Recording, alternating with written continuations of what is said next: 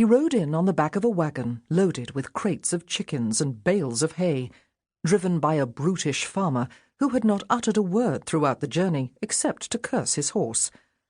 Arthur would have enjoyed a bit of conversation as the wagon lurched along the muddy ruts, but the natural world was a thing of splendour and inspiration to him, and he was content to gaze upon the vistas opening up before his eyes. It was September, and the wind was balmy and thick-scented with heather.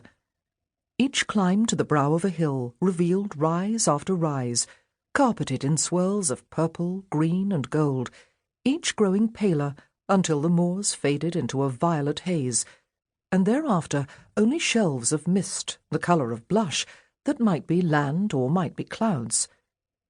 The upper reaches of the river Worth flowed from these hills, and fed the becks, that fed the mills, that fed the people, when times were good.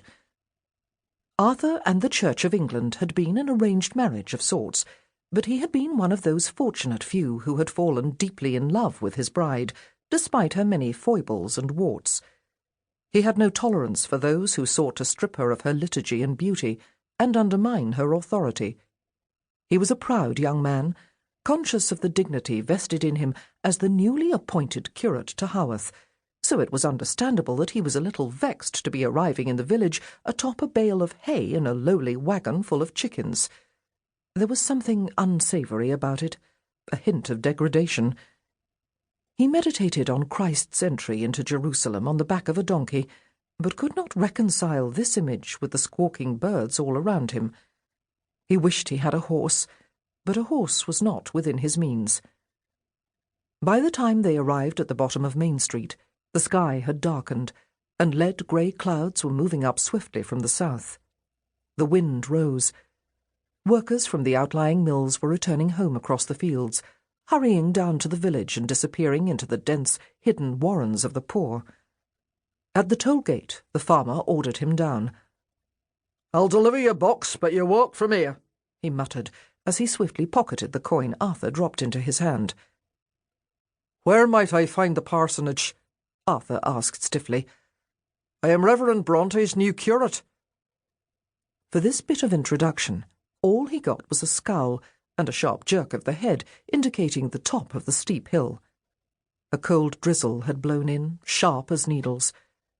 The street was a long, brutal climb, and several times he threw an anxious glance over his shoulder at the old mare labouring slowly up the steep, cobbled way. To the right, the hillside fell off sharply, with ramshackle sheds and small garden plots scattered along the slope below. On the left rose a straggling row of small stone cottages, built from millstone grit quarried in those treeless moors. A sense of oppression and harshness hung over the village. Halfway up, Arthur paused to rest.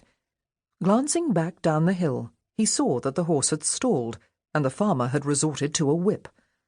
Arthur was accustomed to dealing with recalcitrant draught horses, and he had a winning way with stubborn beasts, a talent that did not always translate to his own species. So when he turned back down the hill, it was more out of sympathy for the horse than for the brutish farmer. Drawing close, he could see the panic in the horse's eyes and the strain that rippled along her muscled flanks. Arthur had once witnessed the carnage when a horse hitched to an overloaded wagon had been dragged backward down an icy slope, and he knew the animal had reason to fear. Arthur stepped up beside the horse and spoke soothingly to her, but when he reached for the bridle, he was startled by the crack of the whip just over his head. "Away with ye!" the farmer shouted. "Get away! Get your hands off my horse!"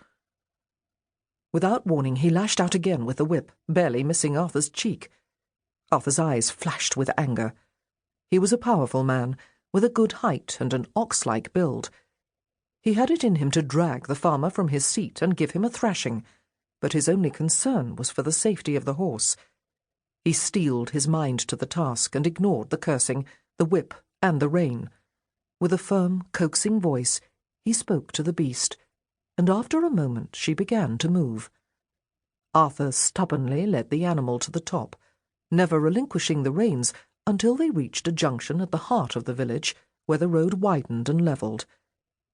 The farmer pulled his cap down around his head and waited in sullen silence while Arthur unloaded his trunk from between the bale of hay and crates of chickens.